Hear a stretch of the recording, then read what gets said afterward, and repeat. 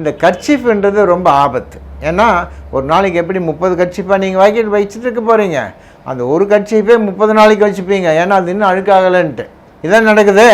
அதனால் என்ன பண்ணுறீங்க, இந்த கர்ச்சீஃப் எடுத்து இப்படி பண்ணும்போது அப்படின்னா அழகாக அந்த இடத்துல போய் அது வைரஸ் உட்காருது. அப்புறம் அதே இதை வந்து கோட் பாக்கெட்லேயோ பேண்ட் பாக்கெட்டில் அப்படி வைக்கிறீங்க.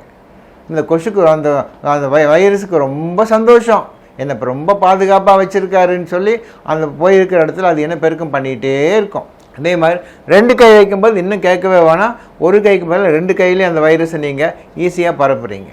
கண்ட பக்கம் தொட்டுக்கிட்டு போயிட்டே இருக்கணும்.